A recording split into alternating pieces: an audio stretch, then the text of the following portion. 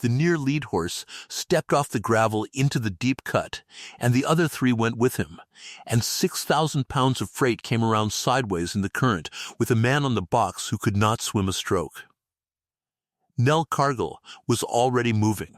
She had been standing on the bar below the crossing for an hour and 40 minutes, holding a gray mare by a wet rope, watching two men on a wagon seat decide something she had told them not to decide. She had watched the near wheel horse set his feet twice. She had watched the water come up the leader's shoulders in that flat green way it comes up when a river is running higher than it looks, and she had already picked, without meaning to, the exact place downstream where she would want to be when it happened. So when it happened, she did not have to think about anything except her cinch. It was the 7th of May, 1885, a Thursday, on the Belle Fourche River at the mouth of Owl Creek, 9 miles north of Spearfish, in the Territory of Dakota, and the water was the color of weak coffee, with 1.5 feet of snow melt on top of it that had come down out of the Bear Lodge country since noon. There was no bridge on that river for 41 miles in either direction.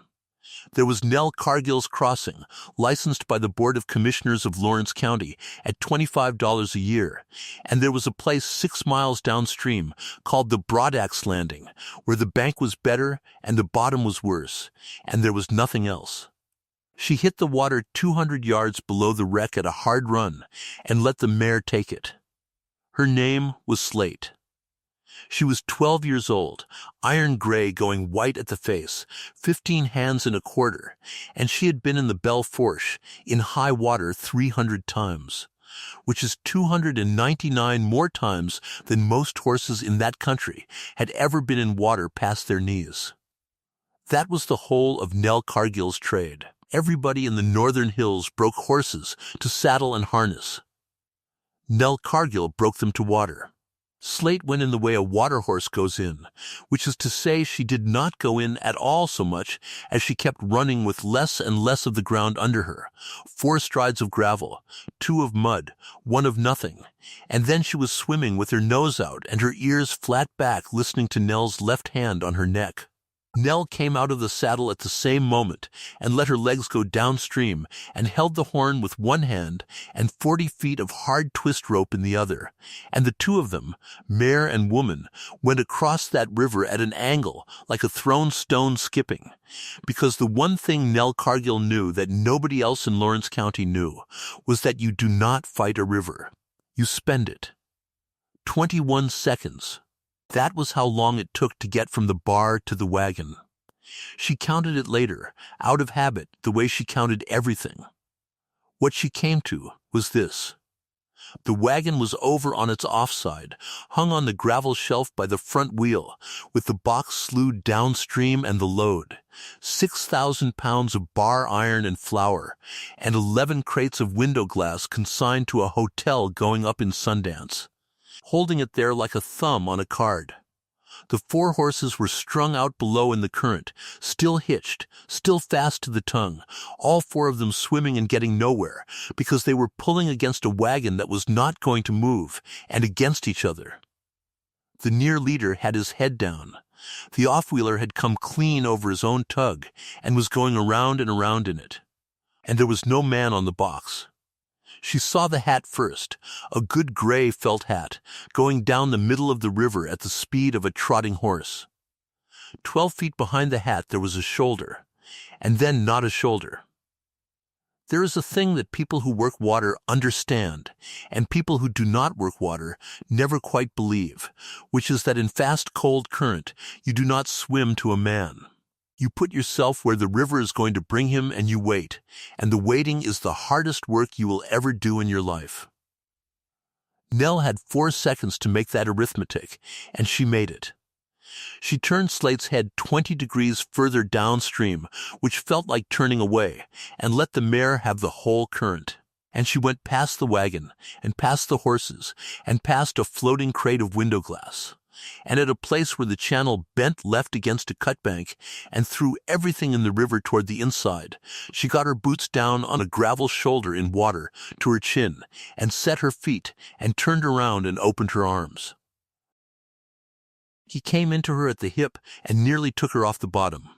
He was a big man, better than 200 pounds with a wool coat full of river, and he was not fighting, which was the only reason either of them lived through the next 90 seconds. Nell got her left arm across his chest and under the far shoulder, and got her chin over his, and got her right hand on the mare's tail, which is a thing you can only do with a horse that will let you, and Slate took them both. They came out 60 yards below on a shelf of pale gravel, with a stand of willow behind it. Nell got him up out of the shallow by the collar and the waistband, one heave and then another, both of them on their knees, and rolled him onto his side and put her fist under his short ribs and drove up. He came up full of river. Twice, then he breathed, an awful tearing sound that she had heard twice before in her life, and would hear once more, and his hands closed on the gravel, and he said one word. She never knew what it was. It was not a word. His eyes did not open. She had, at that moment, a man on a gravel bar breathing, but not with her, 4 horses still fast to a wagon in the main channel. A second man somewhere she had not seen at all, and about 20 minutes before the water came up another 6 inches, because the sun had been on the snow up in the high country since 8 that morning, and a river fed by melt is not a place, it is a clock. She turned him on his side so the water would keep coming out of him, and she put his hat, which she had picked out of the willows without noticing she had done it, under his cheek, and she got back on the mare. The horses took her 9 minutes. 9 minutes, and every one of them was arithmetic. You cannot pull 4 horses out of a river. 4 horses in harness in fast water are not 4 horses. They are one thing with 16 legs and no head. And the wagon they are hitched to is the anchor that is going to keep them there. So you take the thing apart. You start at the back, because the wheelers are closest to the tongue, and their weight is what is holding the whole string down. You go in from the downstream side, always, because upstream of a swimming horse is where a woman gets a foreleg in the chest. She cut the off-wheeler's tugs first, both of them, at the cockeye, with a curved blade she carried on a leather thong around her wrist, and had carried since she was 14, because in cold water your hand opens whether you tell it to or not, and a knife you drop is a knife you never had. She cut from below and outward, working blind by feel, the blade traveling up. The horse went sideways downstream and found the bar with his hind feet and stood up out of the river, shaking like a wet dog, and she never looked at him again. The near wheeler, a big brown named Judge with white on his face, she had to go under the neck for, and he did try to climb her, and she took a hoof on the hip that she would still be able to find with her fingers 3 weeks later. Then, the leaders, which is harder because by then the wagon has swung, and the pole is in the water like a knife blade, and the 2 horses left are the 2 that have been at the end of the whole business the longest. She did the near leader by lying flat along his neck with her cheek on his and one arm around underneath him, holding his head up out of the water with her own shoulder, while her right hand went down and found the trace and cut it from underneath upward, at an angle that no one standing on solid ground could have made in 100 years of trying. She would forget that. She had no reason to remember it. It would be, 5 months and 19 days later, the single most important thing anybody in Lawrence County ever did with a knife. All 4 horses came out of the Belle Fourche on their own feet. That is the sentence. Hold on to it, because for the next 11 months, almost nobody in Lawrence County was going to say it out loud. Judge came out below the willows, with a tug still swinging.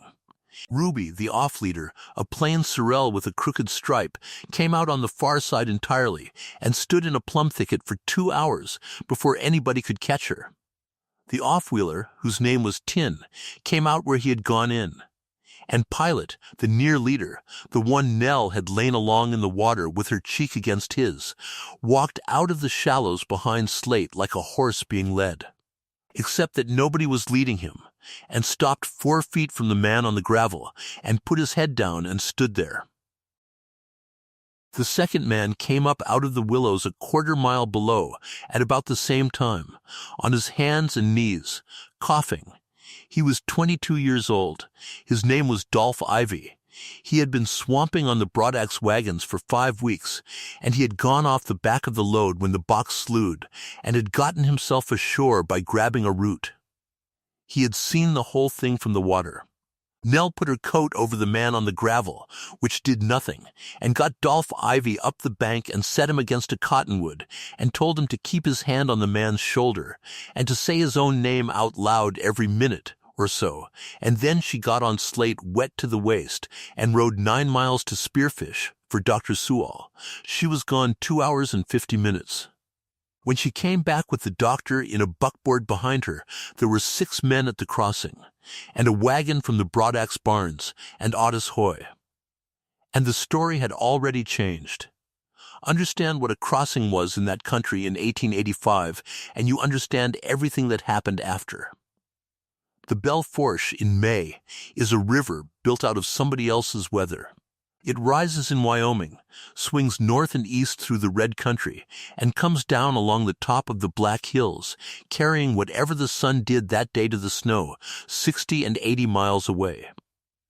In April and May, on a warm, bright afternoon, a river like that will come up 14 inches between 3 o'clock and 7 o'clock in the evening, for no reason a man standing on the bank can see.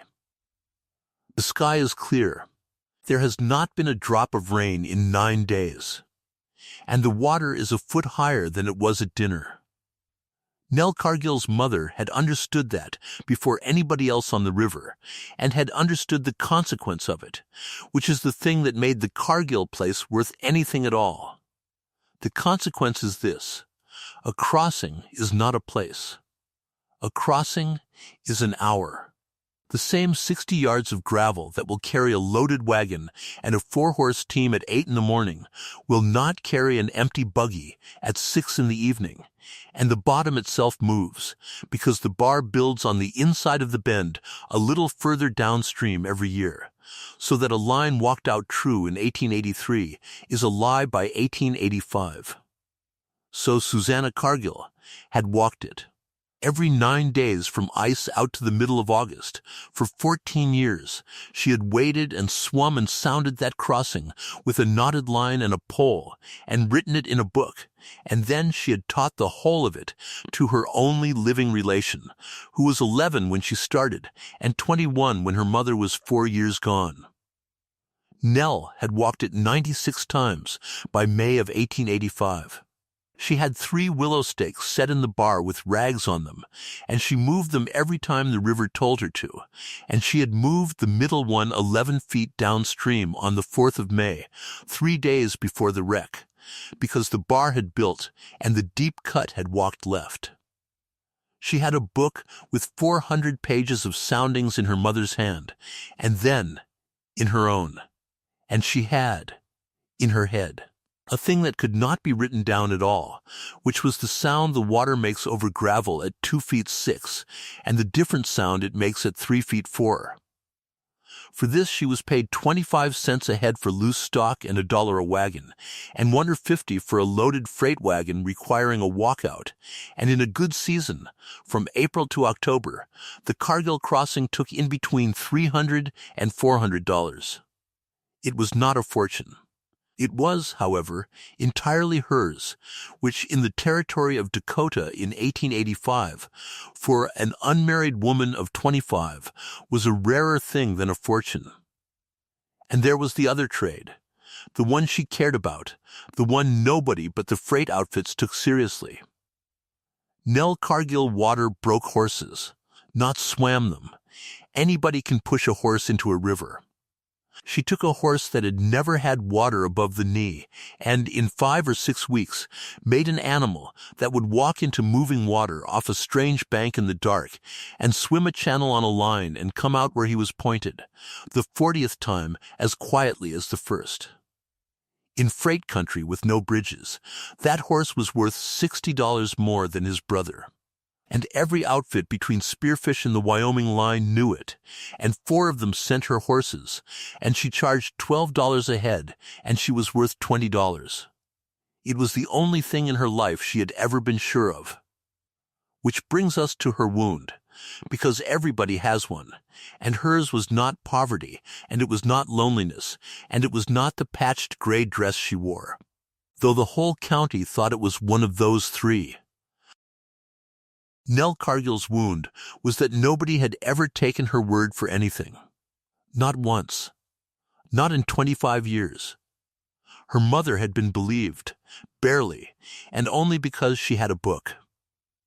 Nell had the book and the 96 walkouts and the rags on the willow stakes, and it made no difference, because a man riding up to a river with a load he wants to get across does not want a sounding. He wants permission. And when the sounding and the permission disagree, he takes a second opinion from a friend of his who has never been in that river in his life. She had been overruled at that crossing 60 or 70 times. Most of the time it cost nothing worse than a wet load and a lesson nobody learned. 4 times it had cost a wagon. And every single time, some man had turned to some other man and asked him what he thought about a river Nell Cargill had been in that morning. So by 1885 she had made a decision, and it was the decision that nearly finished her. She had stopped arguing. She would say it once, plainly, in a level voice, and then she would stand aside and let a man do what he had come there to do. She would not repeat herself. She would not raise her voice. She would not follow a wagon up the bank explaining. She had watched her mother argue for 14 years and get called difficult for it, and she had decided, at about the age of 19, that she was going to let the river do her talking, because the river never had to say anything twice. That is a defensible way to live, right up until the day somebody tells a story about you, and you will not open your mouth to contradict it. Here is what actually happened on the morning of the 7th of May, 1885, in the order it happened, according to a book of soundings, a livery hand named Dolph Ivy, and a woman who did not tell it to anybody for 11 months. At 6:40 in the morning, Nell Cargill walked the crossing. The water was running 2 feet 8 at the deep cut, which is good water, and she took a bunch of 30 saddle horses over for a Wyoming buyer at 25 cents a head, and was back on her own bank by 8 o'clock with $7.50 in her apron. At 9:30 she walked it again, because the day had come up hot and cloudless, and there had been 4 days of that. And she wrote in the book, 3F1, rising fast. At 11:20 the Broadaxe outfit came down the Owl Creek Road. 2 wagons. The first was light. The second was the 6,000 pounds. 3 men. Otis Hoy, who was 41 and had been wagon boss for the Broadaxe for 6 years. Dolph Ivy, 22, swamping, and on the seat of the second wagon because his own saddle horse had thrown a shoe at Crook City, and because he had never in his life let a load go anywhere without him, Emmett Rook, who was 33 years old and owned the Broadaxe. Nell told them the river was rising. She told them once, in a level voice, standing at the head of the near leader with her hand on the cheekpiece. She said the deep cut had moved 11 feet left since the spring, and the middle stake was where the middle stake was for a reason. And she said the water had come up 5 inches since 9:30, and would come up another 8 or 9 before dark. And she said the light wagon would go over and the loaded one would not. And she said the loaded one would go over at 6 o'clock the next morning easily. And she said, at the finish, the sentence her mother used to say, which was, "You are not crossing a river, you are crossing an hour."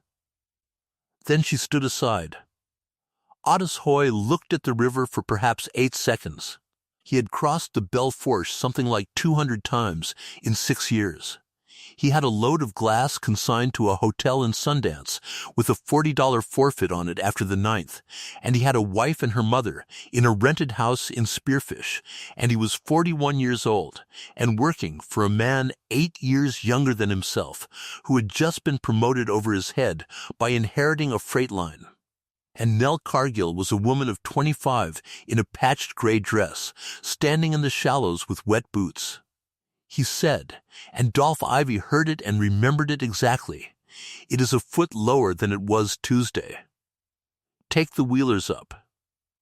And here is the part that matters, the part everybody got wrong afterward. Emmett Rook did not overrule her. Emmett Rook was not asked. He was sitting on the box of the second wagon, with a tally book on his knee, going through 11 pages of Sundance freight rates, and he heard a woman's voice and his wagon boss's voice, and did not attend to either of them, because that is what a man does when he has hired a wagon boss, and by the time he looked up, the light wagon was in the water, and the thing was decided. That is the entire crime. He was reading. The light wagon went over. It went over because it was light, and because Hoy took it over 40 feet upstream of the line, which worked, which is the most dangerous thing that can happen to a man on a river, because it teaches him the wrong lesson in the most convincing possible way. The second wagon came down the bar at 12 minutes past noon. Nell Cargill was on the downstream bar, with her mare saddled and 40 feet of rope in her hand before the near-wheeler's feet were wet, and she never said one word more. Now, what Emmett Rook knew when he woke up. He woke up at 8 o'clock that evening, in a bed in the Broadaxe house 6 miles downstream, with a lamp on and Dr. Sewall going out the door, and his lungs feeling as though somebody had gone at them with a rasp. He had no memory of the wagon going over, no memory of the water, no memory of the gravel bar, and no memory whatsoever of a woman. The last thing in his head was a column of figures. The next thing in his head was the ceiling. Otis Hoy was standing at the end of the bed with his hat in his hands. There is a version of this story where Otis Hoy is a villain, and it is not the true one, and it is not the interesting one. What Otis Hoy was, standing at the end of that bed, was a 41-year-old man who had just put his employer in a river and knew it, who had had 8 hours to think, and who found, when he opened his mouth, that a sentence came out that was not exactly a lie and was not in any way the truth. He said the crossing was walked out wrong. He did not say Nell Cargill's name. He never did, not once, in 11 months, which is its own kind of confession if anybody had been listening for it. He said the stakes were set for last year's channel, and that the Cargill place had moved one and had not told anybody. And by the time he had said it 3 times, on 3 different evenings to 3 different rooms, he believed it in the ordinary human way that men believe things they need. And on the second evening, when Dolph Ivy said, out loud in the Broadaxe cook shack, in front of 5 men, that the Cargill woman had told them the water was up 5 inches, and Hoy had said take the wheelers up, Otis Hoy paid him off and told him the Broadaxe had no more use for a swamper who could not hold on to a load. Dolph Ivy walked to Spearfish and got work at the Kinnard livery at $18 a month and stopped telling the story, because a 22-year-old with no place is not a witness, he is a nuisance, and because nobody asked. So the story that got across Lawrence County in the 2nd and 3rd weeks of May 1885, the one that got told at the Spearfish freight scales and the Whitewood Depot and the Elkhorn store and 2 saloons, went like this. A Broadaxe outfit had gone into the Belle Fourche at the Cargill crossing, 6,000 pounds of freight and 11 crates of glass on the bottom of the river. Emmett Rook of the Broadaxe within an inch of never coming home. And the crossing had been walked out wrong by the woman who was licensed and paid $1.50 a wagon to walk it outright. And underneath it, the way there is always something underneath, ran the other sentence, the one nobody had to say, because everybody had already thought it, which was, well, what did you expect? A woman keeping a river. Nobody in that county ever said the word rescue about the 7th of May, 1885. Nobody knew there had been one. Emmett Rook rode up to the Cargill place on the 2nd of June, 1885, 26 days after the river, on a big brown horse called Pike, and he came to be fair. That is worth saying carefully, because it is the whole trouble with him. He did not come to threaten her, and he did not come to shout. He came the way an exact man comes, having thought about it for 26 days, having decided that a thing like this ought to be said to a person's face and not through a lawyer, and having worked out, on paper, what he believed was owed and by whom. He was 33 years old. His father had come into the hills in 1877 with 2 wagons and a bad temper, and had built the Broadaxe into 9 freight teams, 3 barns and 240 head of horses, and had left the whole of it, 18 months earlier, to a young man who had been kept out of the running of it. He counted things. He wrote everything down. He had a way of standing perfectly still while he waited for an answer that made ordinary people talk too much, and he had, since the 7th of May, a hole in his own life 6 hours wide that his wagon boss had filled in for him. The Cargill place sat on a bench above the crossing, a log house of 2 rooms with a shake roof, a pole corral, a shed, a stack of last year's hay under a tarpaulin, 40 acres of hay meadow along Owl Creek, and 14 head of horses in various stages of being made. Emmett Rook came up the lane at 10 in the morning and found a woman in a faded brown-gray wool work dress with a square patch on the right shoulder in a slightly wrong color, standing in the corral with a young dun horse on a long line and 3 feet of water in a plank trough at her boots. He said, "Are you Miss Cargill?" She said she was. He said, "I am Emmett Rook. I own the Broadaxe." She said she knew that. There was a pause there of about 4 seconds that neither of them ever forgot.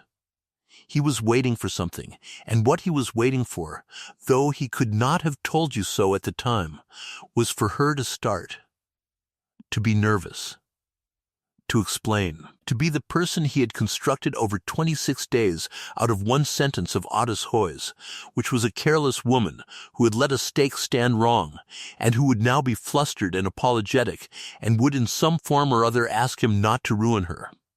She did none of it. She stood in a corral in a wet dress with a rope in her hand, and looked at him and waited. So he said his piece.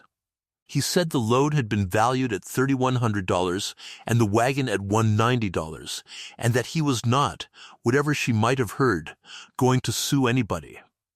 He said what he wanted was the truth on the record.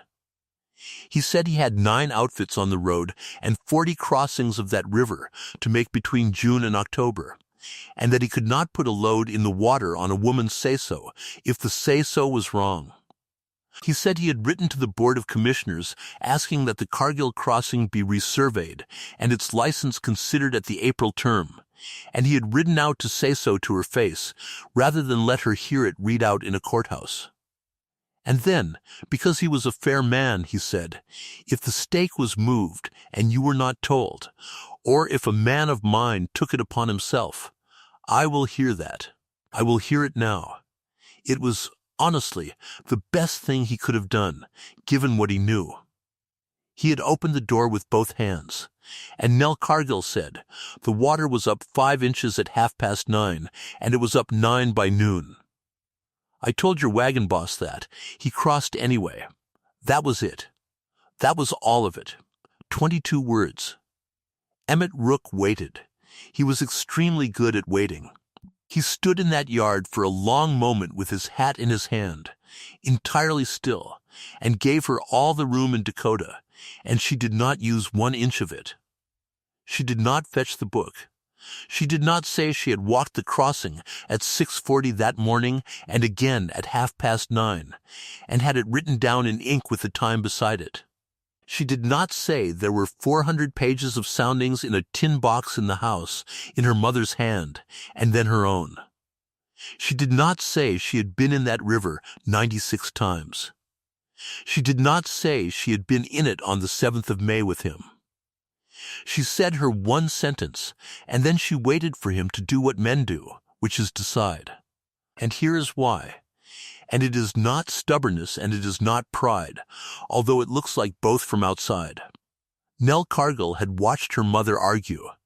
Susanna Cargill had argued about that river for 14 years, patiently, with figures, and had been called difficult, and then peculiar, and finally, in the last 2 years, when she was walking a river at 6 in the morning, with a cough, a crank.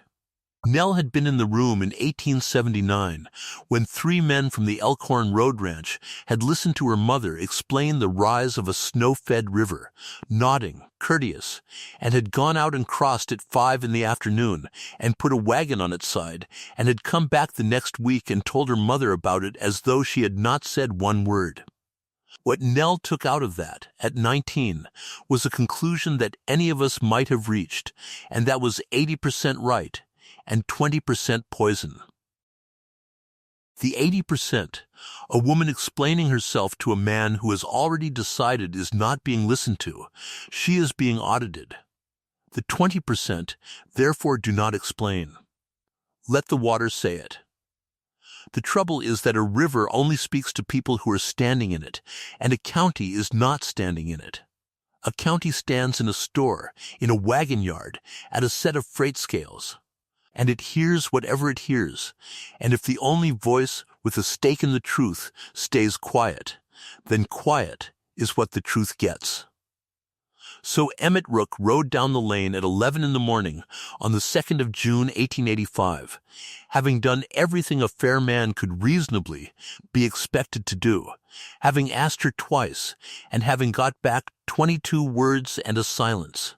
And he thought, with something close to sorrow, she has nothing to say because there is nothing to say. And behind him, in the corral, Nell Cargill went back to a young dun horse who would not put his front feet in 3 inches of water in a plank trough, and did not cry, and did not mention it to her uncle at dinner.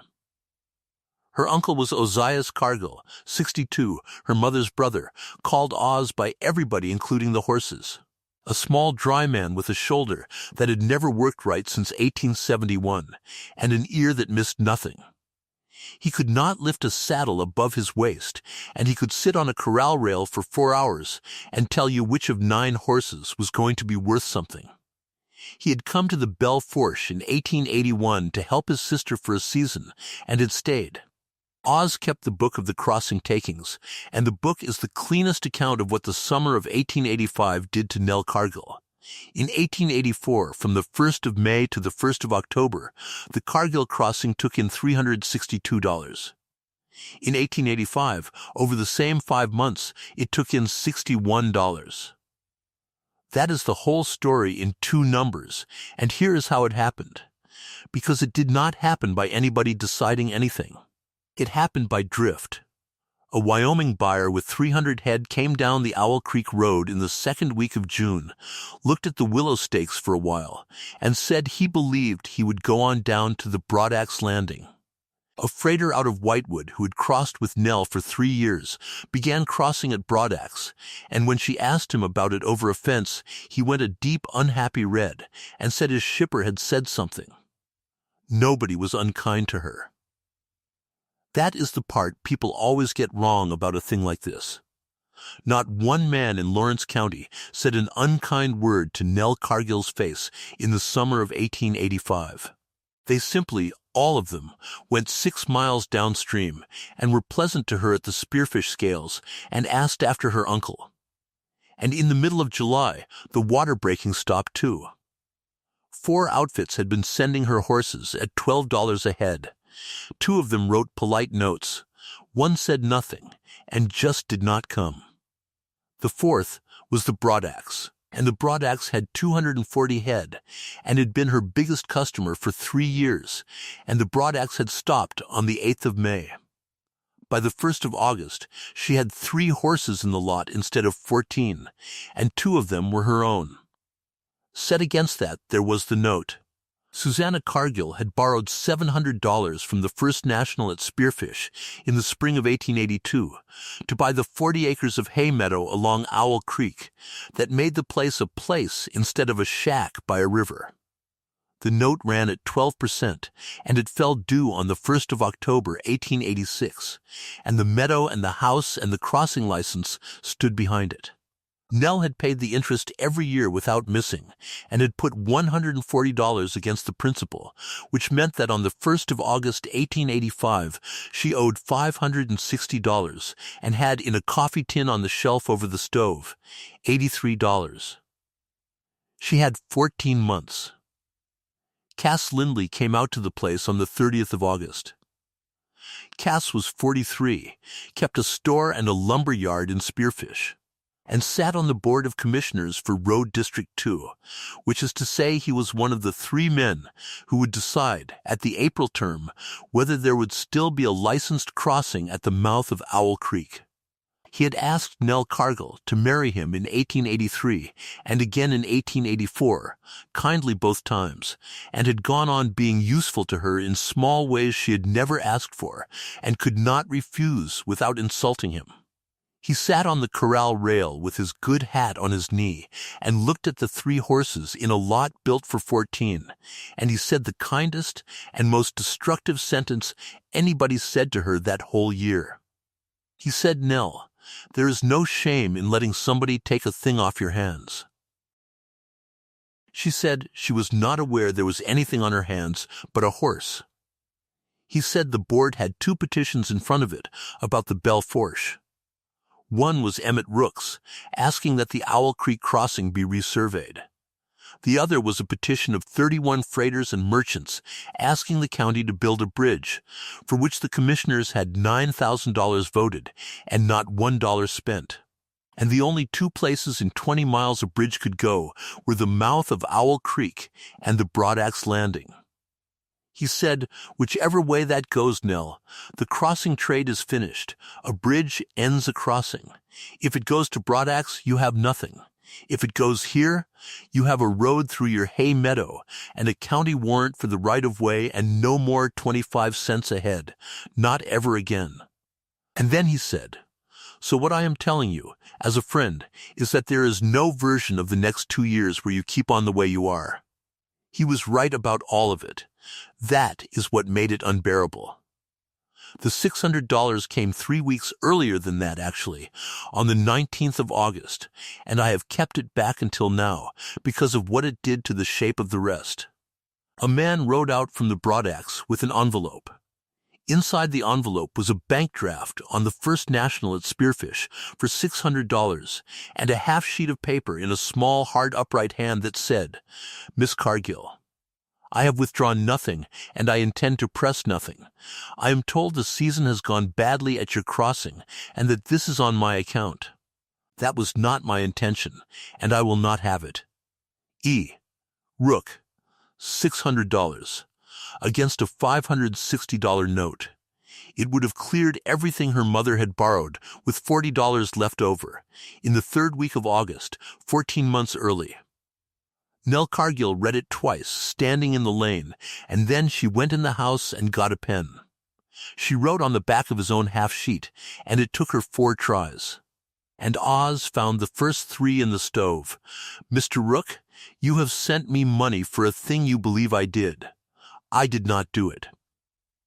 If you had sent it believing I did not, it would be an insult, and if you send it not knowing which, it is worse, because it means you would rather pay than find out. I am not for sale at $600, and I am not for pity at any price. When you know what happened at my crossing, you will not want to give me anything. You will want to say something. N. Cargill." She put the draft in with it, and rode 6 miles, and put the envelope in the hand of the Broadaxe stable boss herself, a 66-year-old man named Ren Toomey, and rode home. And that, though she had no way of knowing it, was the first stone out of the wall. Because Emmett Rook read that note 5 times over 2 days, and on the 3rd day he took it out again, and read the one sentence that would not leave him alone. "When you know what happened at my crossing. Not when you believe me.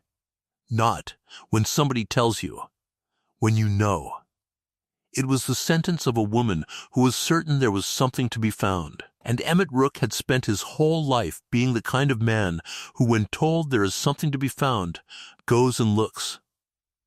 He did not go and look in June, when it would have been easy. He went and looked in October, and by then it had cost her almost everything, and that is not a flaw in the story. That is the story. The 26th of October, 1885, was a Monday, cold and still, with the cottonwoods along the Belle Fourche gone the color of a brass lamp, and Emmett Rook spent it in the harness shed at the Broadaxe barns, doing a job he had put off since the spring.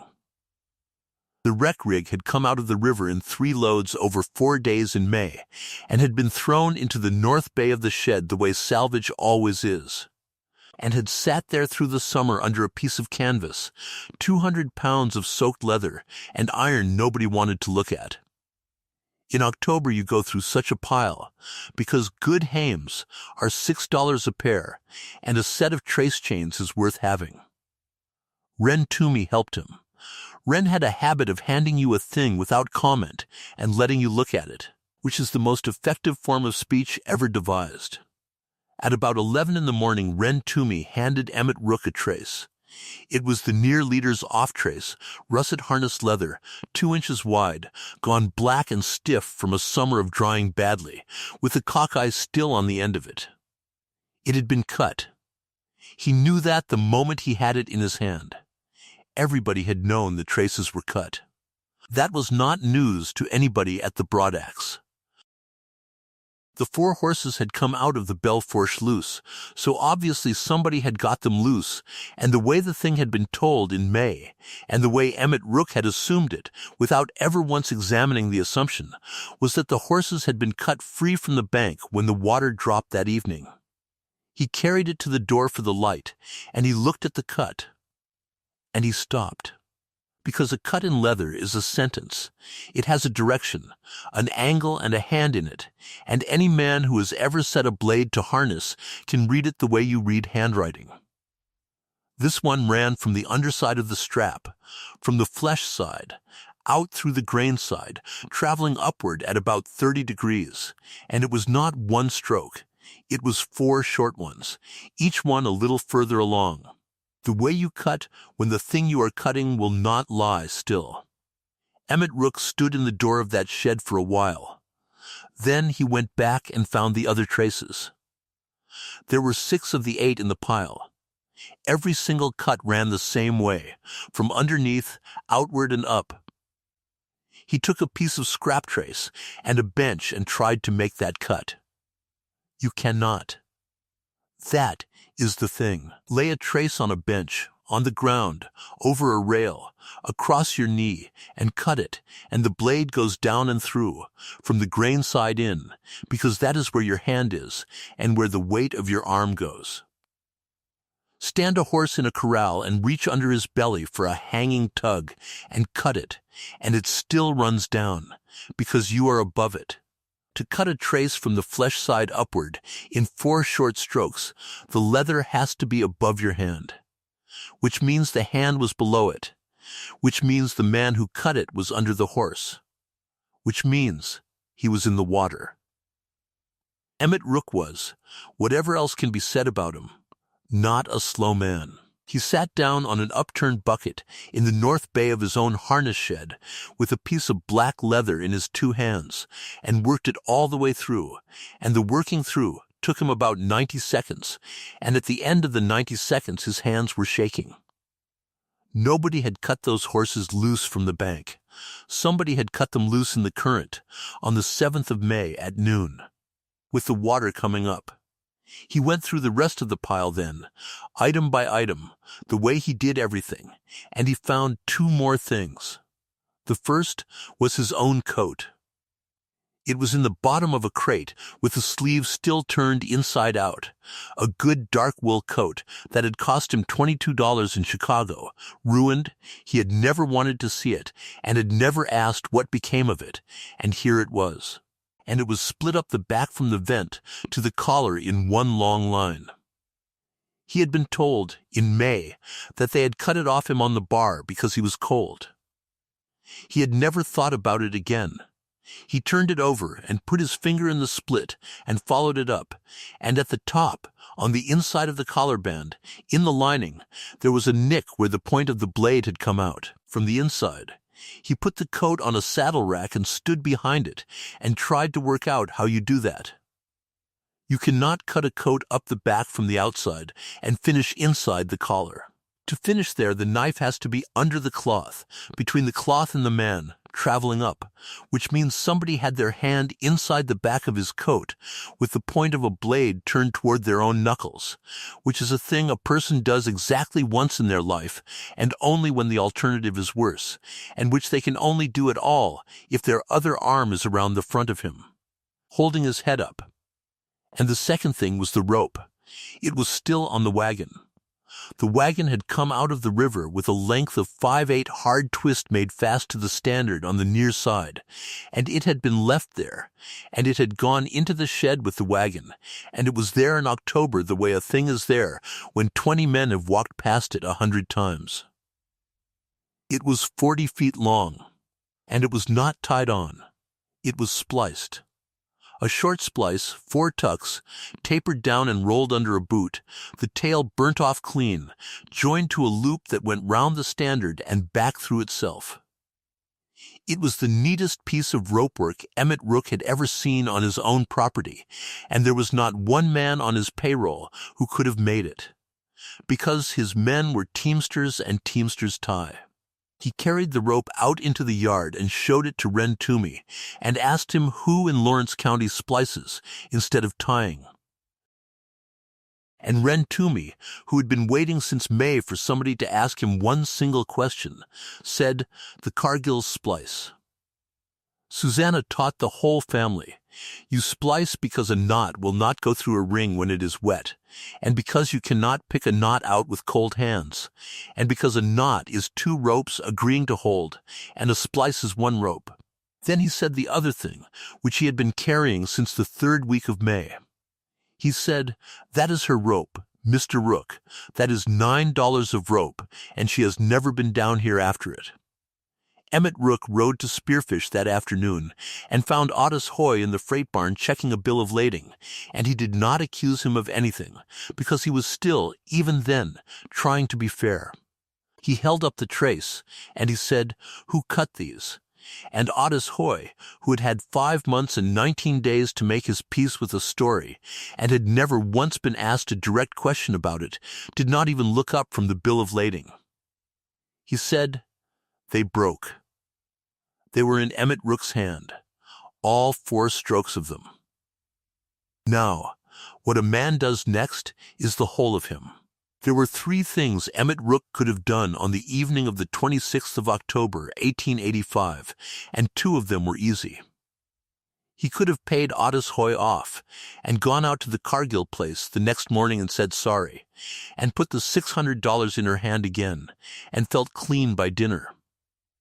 It would have been quick, and it would have been generous, and it would have been, from her side of the corral rail, exactly the same insult a second time, and to his considerable credit he understood that, because he had read her note 5 times. He could have taken the trace and the coat and the rope to the Board of Commissioners and made a case. That was the lawyer's road, and it would have made her the subject of an inquiry, and the county would have argued about it all winter. And a woman's reputation would have been a thing 3 men debated at the county seat. What he actually did was the 3rd thing, and it took him 6 months, and it is the reason any of this ended the way it did. He decided that a story which had been put into that county by drift would have to be taken out of it by drift, and that the only currency the Belle Fourche country actually respected was work paid for at the going rate in front of witnesses. He kept Otis Hoy on.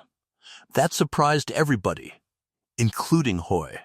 He moved him off the wagons and put him in the Spearfish barn on the same wages and never said one word to him about the trace, and Hoy spent the winter waiting for an axe that did not fall. A public firing is an explanation, and Emmett Rook had promised himself he would not explain anything he could instead demonstrate. And on the 4th of November, 1885, he sent 6 horses up the Owl Creek Road to the Cargill place with Ren Toomey and a note that said, 6 head to be water broke, at your rate. Rookit Nell was in the lot when they came up the lane. She read the note twice, standing in the cold with her breath going sideways, and she looked at the horses, and she looked at Ren Toomey. And she said, my rate is $12 a head and half of it in front. And Ren Toomey, who had been told exactly what to expect, took $36 out of his coat and counted it into her hand. She did not say thank you. She said, tell him they will be 5 weeks, and they will be worth $60 more apiece when they come home, and if he wants to know what he is paying for, he can come and look on any day but Sunday. He came on the 11th of November. He came on the 19th and the 27th, and twice in December. He came that first winter 14 times, and he never once brought up the 7th of May. You have to understand what that looked like from the corral rail. Here is a man who owns 240 head of horses and 9 freight teams, standing in a pole corral on the Belle Fourche at 7 in the morning in November in a good coat, watching a woman in a patched gray dress teach a horse to be unafraid of water, and asking questions like a hand. Because that is what he did. He asked. And she, who had spent her entire life being answered for, found herself in the strange position of being the only one talking. He asked why she started them in a plank trough with 3 inches of water and not in the river. And she said, because the river is a conversation you can only have once, and you had better be sure of your side of it first. He asked why she never pulled on a horse's head at water, and she said because a horse that is pulled into water learns that water is a thing that happens to him. He asked what she did when one would not go in at all, and she said, I stand in it. He asked about the young dun. The young dun was called Ounce, and he was 4 years old, and he was hers, and he was the great humiliation of her professional life. She had bought him in 1884 for $30 because he was the best-made horse she had ever seen for the money, and he would not take water. Not the trough, not the creek, not 3 inches of a puddle in the lane. He would face it, and shake, and go backward. She had had 18 months at him. She could put a rider on him, rope off him, load him on a ferry, take him past a threshing machine. Water? No. Emmett Rook asked her what she was going to do about it, and she said, keep standing in it. He came back on the 30th of December in weather that had no business having anybody out in it, and he stood at the rail for an hour and a half and watched her stand in a half-frozen creek in rubber boots and a wet dress with a rope over her shoulder, not pulling, holding, while a dun horse trembled on the bank and put 1 foot forward and took it back 40 times. And on the 41st, he put it in. Neither of them said anything. She came out of that creek soaked to the hip, blue-handed, 25 years old, with her hair down one side of her face, and looked up at a man on the top rail, and he was already looking at her, and had been for some time. In January, he began sending horses in 8s. In February, he made his one mistake. They were in the shed out of a wind, both of them with cups of Oz's coffee, and he had been carrying a thing for a week, and he put it down badly. He said, the note at the First National. It falls in October. I know what the takings were last year, and I know what they will be this year, and I want to say to you that I can, without any trouble at all, take that up. She set the cup on a barrelhead. She said, Mr. Rook, if you pay that note, you will have bought this place, and you will not know that you have bought it, and neither will I for about a year, and then one day you will say something perfectly ordinary about my hay meadow, and I will hear it. That is what your money does to me. It does not set me free, it makes you the ground I am standing on. He said, and this is the sentence that told her everything about him. Then what would you have me do? And she said, Pay me $12 a head, like anybody else, and send me more horses than you can spare, and when the time comes, say out loud what you know. He said, I would have to know it in a way another man can check. She said, then go and check it. He said, I have. That was the first time either of them had said one word about the 7th of May, 1885, and it was the 9th of February, 1886, and it lasted 4 seconds, and then they went back to talking about a horse. In March, he took her word on something in front of 11 men, and it cost him $180, and she did not find out about it for a month. He was moving 40 head down to the spearfish barns, and he had them strung out on the flat above the crossing, when Nell came up on Slate and said in a level voice that the far bank had rotted out under the sod at the low place and would take a horse's hind end down 3 feet, and that he wanted to swing them 200 yards east and come up the gravel. There was no visible thing to look at. The bank looked like a bank. Otis Hoy, who was there, said the bank had been there since Custer City. Emmett Rook did not look at Hoy, and he did not look at the bank. He said, swing them east. It put them 40 minutes late to spearfish, and cost him a hay delivery and $180 on a contract day, and 3 weeks later, when the frost came out, 20 feet of that bank went into the Belle Fourche in the night. And when Nell heard about the $180 from Ren Toomey over a corral rail, she went into the house and sat down on her mother's chair for a long while, with her hands in her lap. Because in 25 years, nobody had ever paid $1 for her word before it was proved. The Board of Commissioners of Lawrence County sat at the April term of 1886 and did what boards do, which is to decline to decide anything indoors. There were 2 questions, and everybody knew they were one question.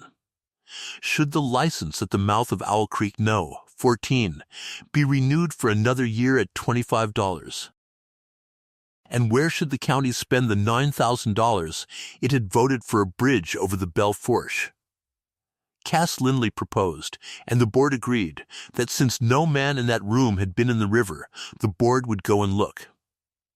They set it for the 11th of May, 1886, at the Cargill crossing, and they gave notice in the Black Hills papers, and word got around the way word does. And by the morning of the 11th, there were not 3 commissioners at the mouth of Owl Creek. There were 40 people. They came out from Spearfish in buggies and rode over from Whitewood and the Elkhorn Road Ranch, and sat their horses along the bench the way people sit at a horse race. Cass Lindley and Pruitt Bales and the 3rd commissioner set 3 chairs on the grass with a table between them. And on the table lay a petition with 31 freighters' names on it. Otis Hoy was there, standing well back with his hat on. Dolph Ivy had walked out from the Kinnard livery on his own time and stood at the far end holding somebody's horse, and Emmett Rook had 61 head of horses on the flat above the crossing. That part was not showmanship, it was contract.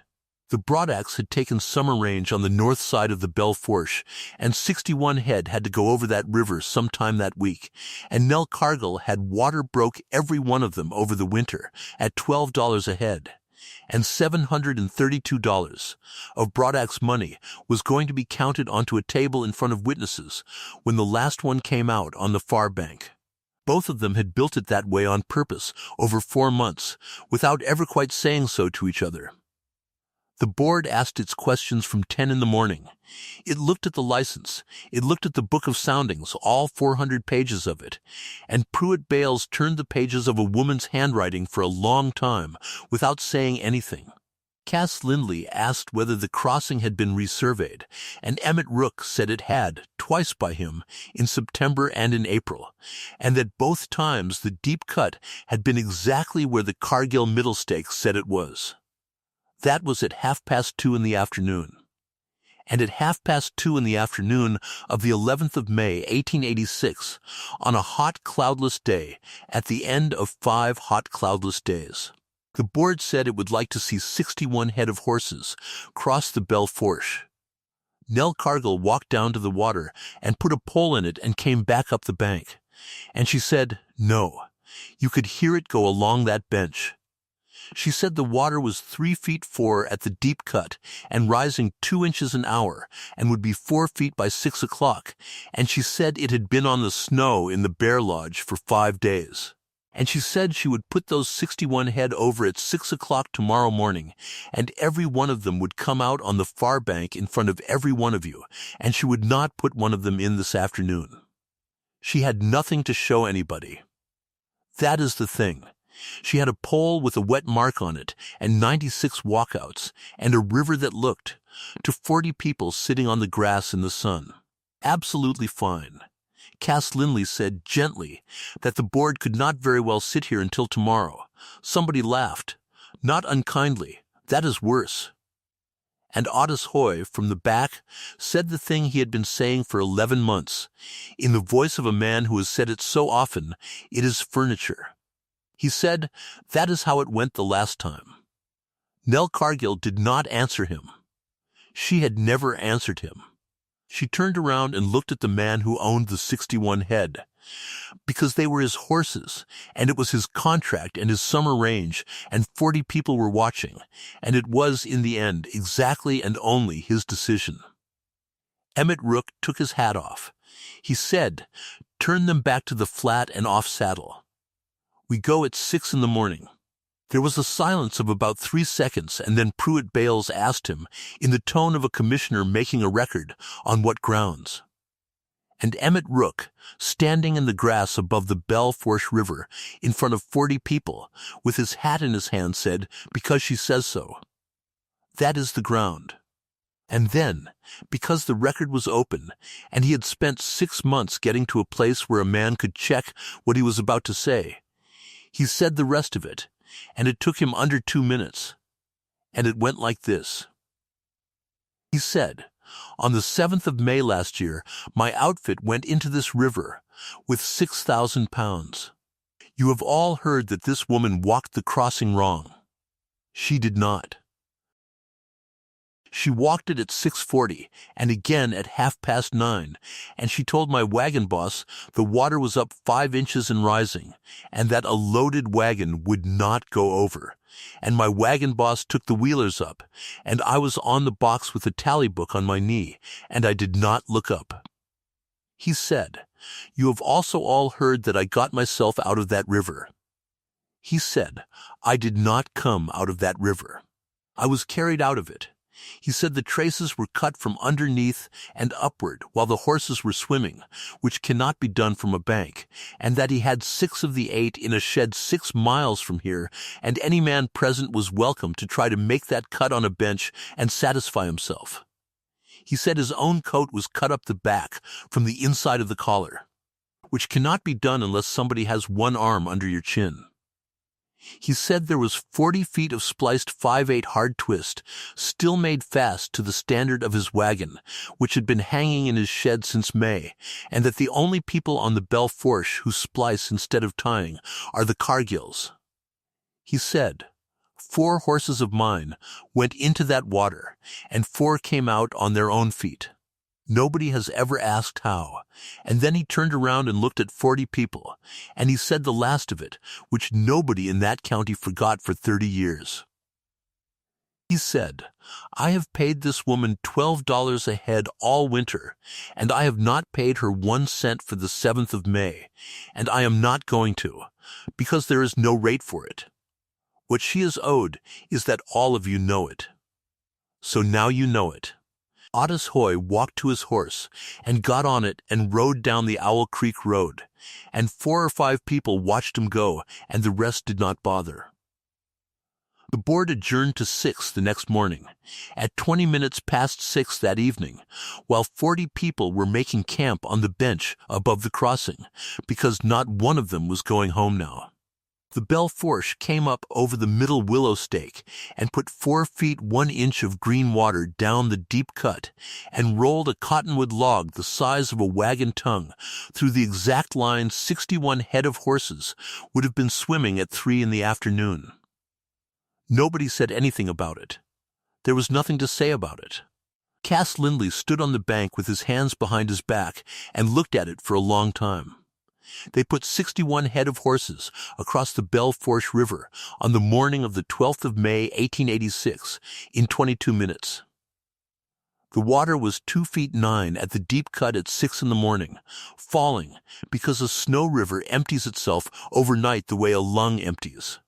Nell Cargill walked it first with a pole at 10 minutes to 6, while 40 people stood on a bench in a cold blue light and watched a woman in a patched gray dress wade out to her waist and stop and come back.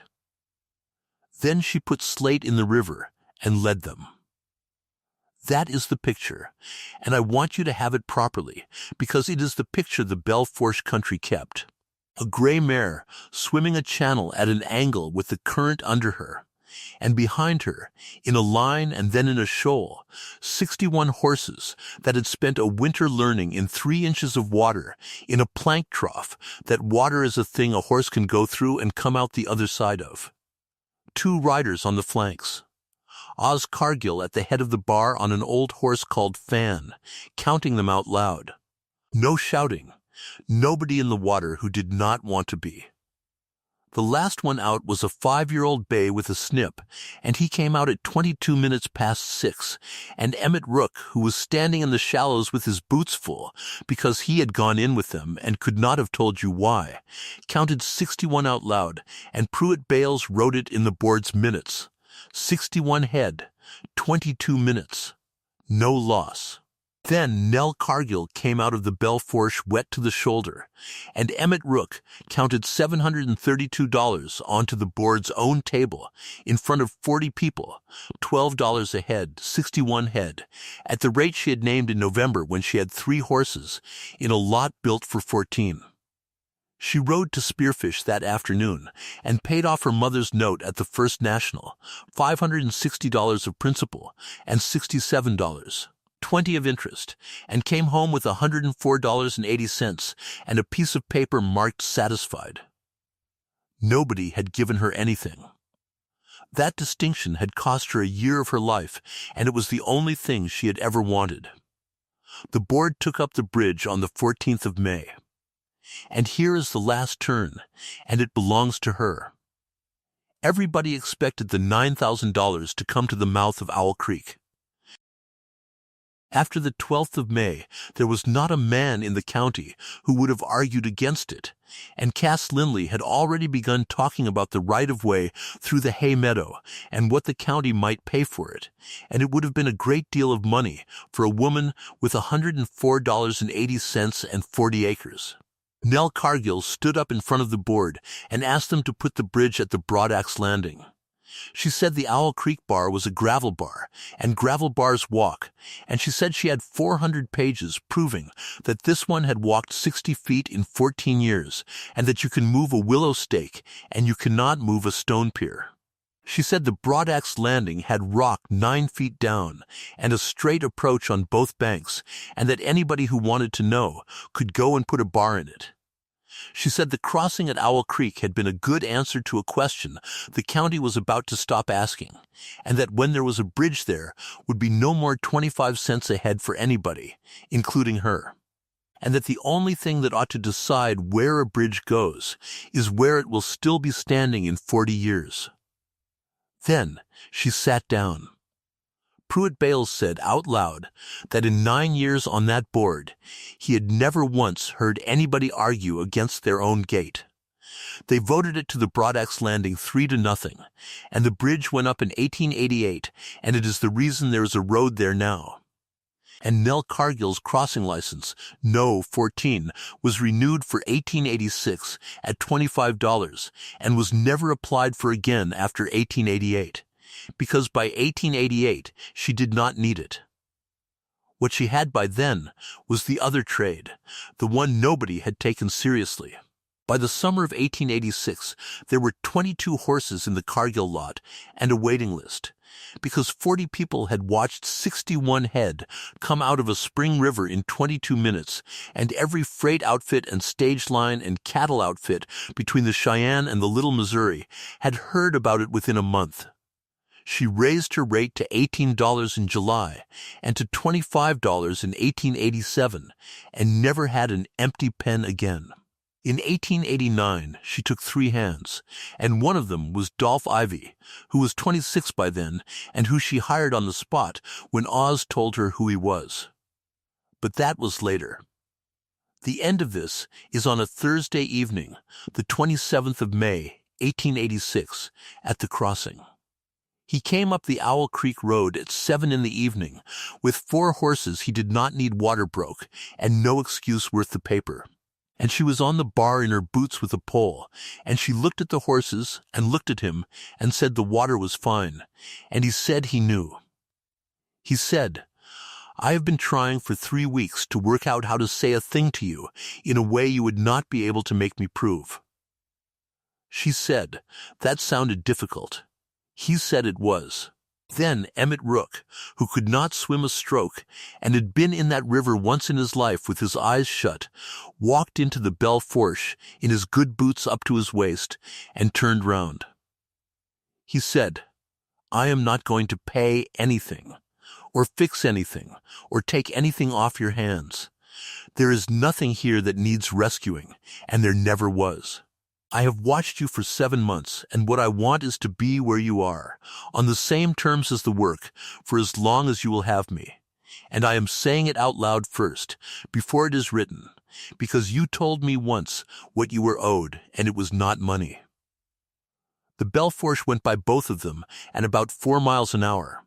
Nell Cargill was 26 years old and had not, in all that time, said one soft sentence out loud to a living human being, and she found that the thing which had held her tongue for 7 years had come loose somewhere between a plank trough in November and a table with $732 on it, and that she was going to have to speak. So she waded out to him and put her hand flat on his chest, over the place where a coat had once been split up the back, and she said the only thing she had left that was worth saying.